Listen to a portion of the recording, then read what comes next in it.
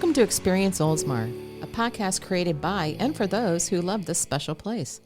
I'm your host, Deb Vitrelli, broadcasting from the top of Tampa Bay in beautiful downtown Oldsmar. With the hurricane season now here, it seems appropriate we would invite Oldsmar resident Mike Boylan to join us today. You may know him from Mike's weather page. Mike is a Florida native. Growing up in Pinellas County, he attended Curlew Creek Elementary, Palm Harbor Middle School, and Eastlake High School. He graduated in 1996 with a marketing degree from the University of South Florida. Go Bulls. During that time, Mike took an interest in the internet and website design. Being a weather fan his entire life and experiencing the memorable 2004 active hurricane season, he decided to create a website that would make it easier to track the tropics, and SpaghettiModels.com was born. After joining Facebook in 2009, his audience has expanded globally and now reaches over 1 million followers.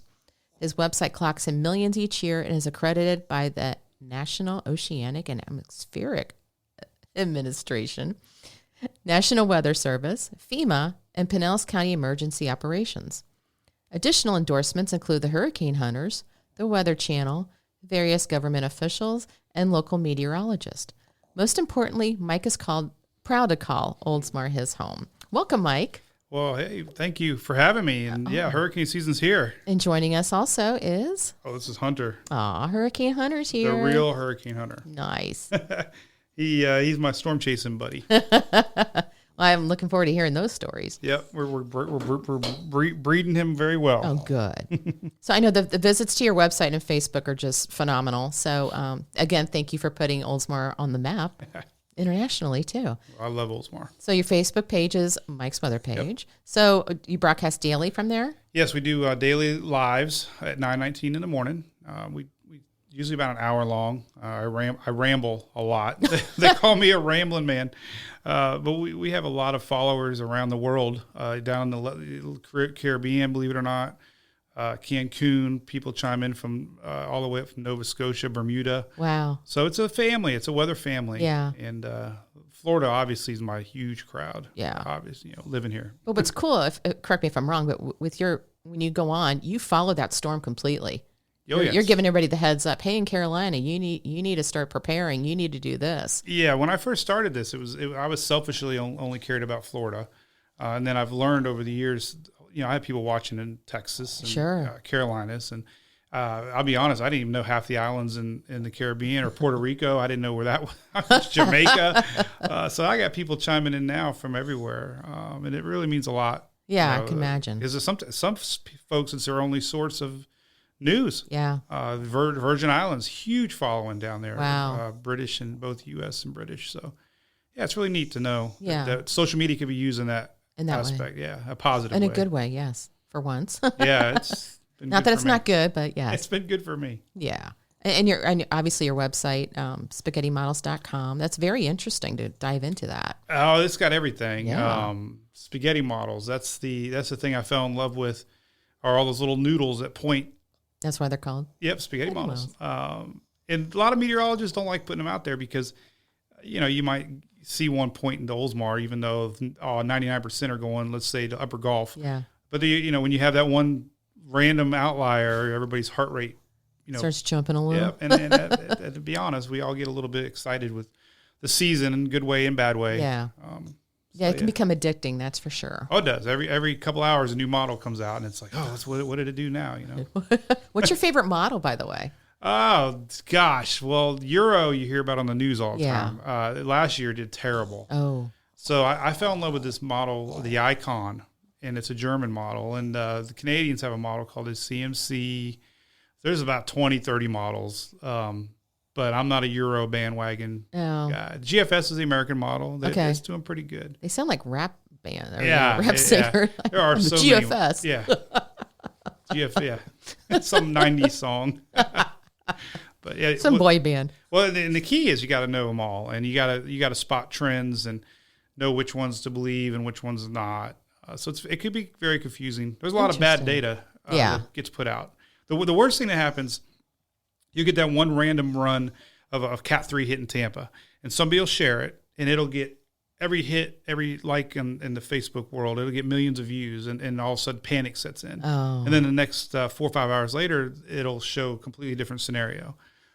But the panic's already been out there. Yeah. And that's a big thing that the meteorologists are trying to stop is social media spreading false information. Good. And, what I try to do is put it all out there, let people make their own decisions. I don't knee-jerk reaction and get people all worked up unless I believe it.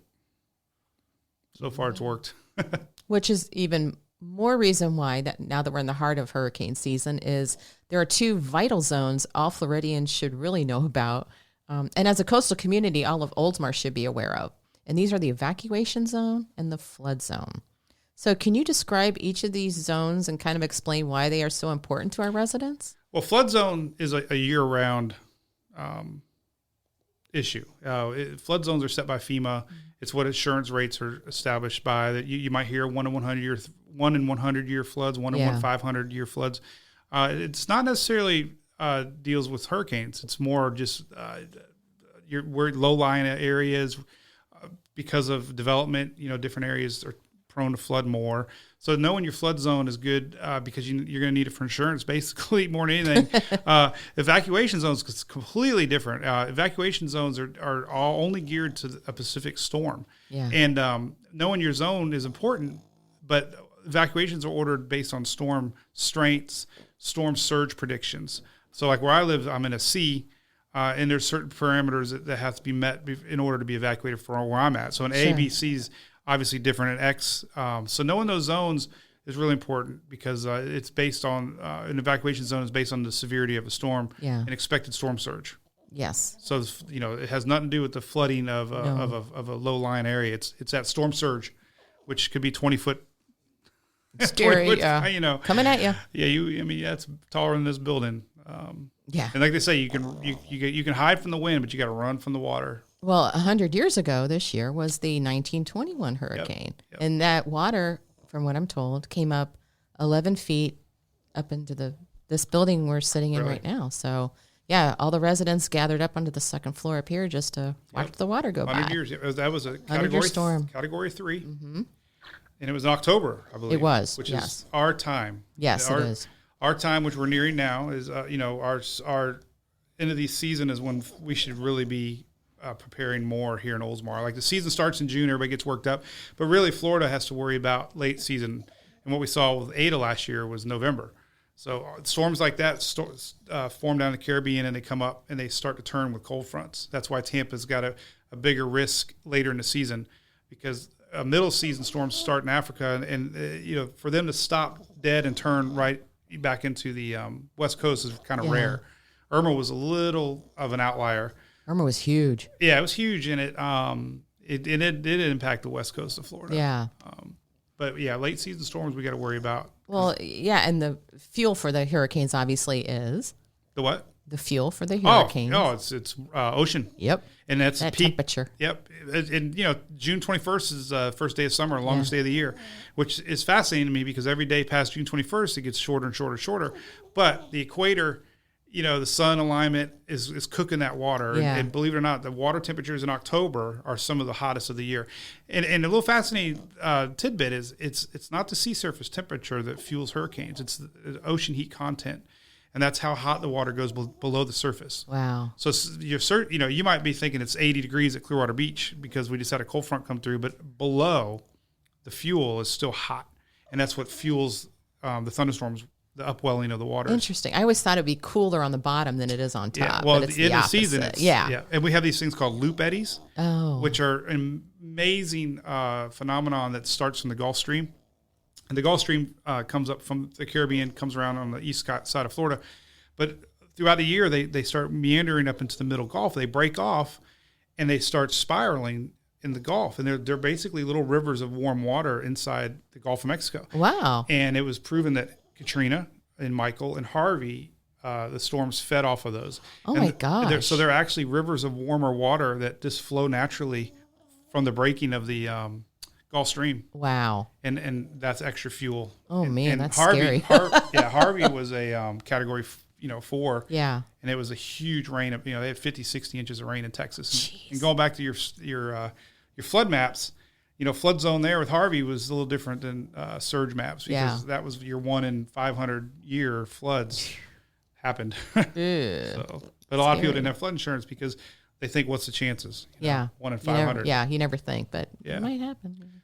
So I know something you've recently enjoyed doing is storm chasing. Yes. And I remember watching your live video during Hurricane Irma in 2017, where you were out at Olds Park in Oldsmar and recording the storm surge, sucking the water out of Tampa Bay. It was phenomenal. Yes, it was mesmerizing. Mother Nature at her finest. So what other historic weather events have you been up close and personal with? Well, so I flew to Texas last year. We went to Hurricane Delta, and it was a very eye-opening to be there during a storm and see the destruction immediately following.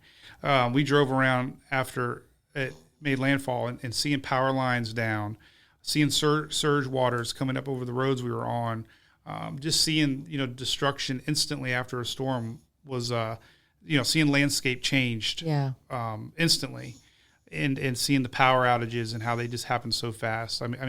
I took a ride back to where Hurricane Laura hit 6 months later in Lake Charles. That was probably the most. I didn't technically storm chase that storm, but I went back to where Hurricane Laura made landfall at Lake Charles, and the devastation 6 months later was something like out of a World War III. You could not imagine what these folks are still living through. Debris on the side of the roads, roofs down. So, but yeah, for me, the storm chase is taking people along for the ride. Yeah. You never know what you're going to get. I remember one time there was a power line right across the middle of the road, and I didn't have time to stop, and it was just like, I'm sure curse words went flying, and we hit it. Nothing happened. I remember one time a car was coming the wrong way at us on Interstate 10, scared the out of me. Oh my gosh! Our most scary story probably was Hurricane Zeta, and we were in Louisiana, and we were parked under some power lines, and all the people live were saying, "Mike, you got to get out of there. You got to get out of there." And we were about an hour away from landfall.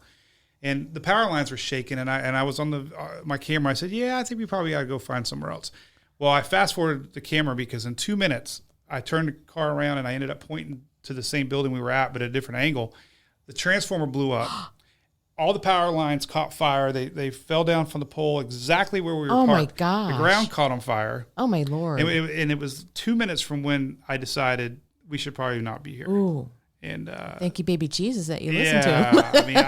I don't know, but I have it all in video, and that was really crazy. Goodness gracious! Yeah, it was, and it all happened live. Oh, well, speaking of lightning, my goodness gracious, lightning woke up round. Hunter. Oh, poor Hunter got scared. So, Mike, surf or turf? Both. Both. But if I had to pick, it'd be turf. Turf. Yeah. Good cow. Yeah, I love a good steak. So Gatorade or Bang to wash that down? It depends on what day or what time of the day. Time of the day. If I have too much adult beverage, a good Gatorade in the morning is awesome. But I need to live with caffeine, so I'll take Bang every day. Bang every day. Yeah, All right. Need a lot of caffeine. And finally, tornado or hurricane? Hurricane. All right. Tornado, you a no-brainer. You have no time to prepare. No. You don't know they're coming. You got that we right. We could have it happening right now. Yeah. Hurricane, there's no reason to be afraid because you have weeks sometimes to prepare. Yeah. So there's a lot of time to watch them evolve. So. Cool.